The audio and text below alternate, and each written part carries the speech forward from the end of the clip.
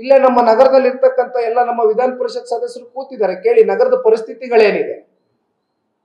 It is just not the BPL holders who are suffering today. ಕಾಂಟ್ರಾಕ್ಟ್ಗಳ ಪರಿಸ್ಥಿತಿ ಏನಾಗಿದೆ? 64,000 ಕೋಟಿಯಷ್ಟು bill ಪಾವತಿಯಾಗಿಲ್ಲ, ಅವ್ರಿಗೆ ಬಿಲ್ ಉಳಿಸ್ಕೊಂಡಿದ್ದೀರಿ. ಕಾಂಟ್ರಾಕ್ಟರ್ಗಳು ಬೀದಿಗೆ ಬಂದಿದ್ದಾರೆ, ಮನೆ ಮಠ ಹಾಳು ಮಾಡ್ಕೊಂಡಿದ್ದಾರೆ, ಸಾಲ ತಗೊಂಡಿದ್ದಾರೆ, ಸಾಲ ತೀರಿಸಲಿಕ್ಕೆ ಆಗ್ತಾ ಇಲ್ಲ. ಇನ್ ಬಿಲ್ಡರ್ಗಳು ಖುಷಿಯಾಗಿದ್ದಾರ? ಯಾವ ವರ್ಗನೂ ಕೂಡ ಇವತ್ತು ಖುಷಿಯಾಗಿಡ್ಲಿಕ್ಕೆ ಆಗಿಲ್ಲ ನಿಮ್ ಕೈಲಿ. It's a lapse of administration, pure lapse of administration.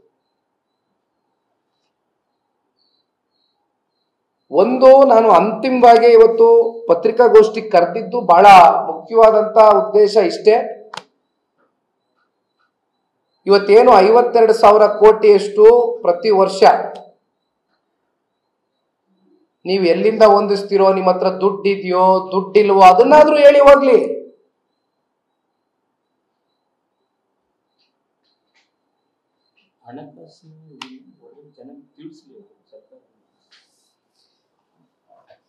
ಇದೇ ಸನ್ಮಾನ್ಯ ಕುಮಾರಣ್ಣ ಅವರು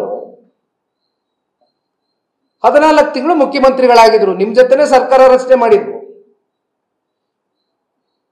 26,000 ಕೋಟಿ ರೈತರ ಸಾಲ ಮನ್ನಾ ಮಾಡ್ತೇನೆ ಅಂತ ಮಾತು ಕೊಟ್ರು.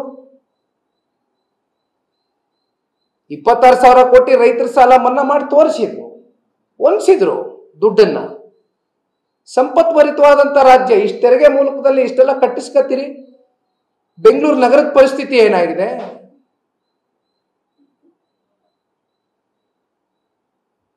ಅತಿ ಹೆಚ್ಚು ಇವತ್ತು ರಾಜ್ಯದಲ್ಲಿ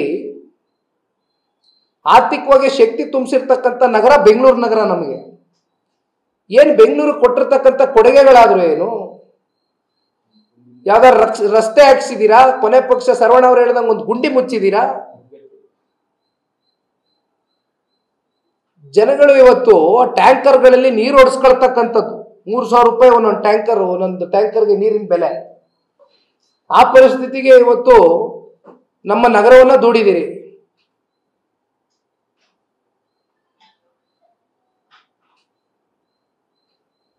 ಇವತ್ತು ಎಲ್ಲಿಗೆ ಹೋಗಿದೆ ನಮ್ಮ ನಗರ?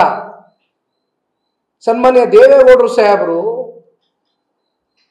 ITBT ಇಂಡಸ್ಟ್ರೀಸ್ಗೆ ರಿಬೇಟ್ ಕೊಟ್ಟಂತದ್ದು ಸನ್ಮಾನ್ಯ ದೇವೇಗೌಡರು ಸಾಹೇಬರು ಪ್ರೋತ್ಸಾಹ ಕೊಟ್ಟಿದ್ರು. ಬೆಂಗಳೂರು ನಗರವನ್ನ ಸಿಂಗಾಪುರ ಮಾಡ್ತೀವಿ ಅಂತ ಹೇಳಿದ್ರಿ ಕಾಂಗ್ರೆಸ್ ಅವರು.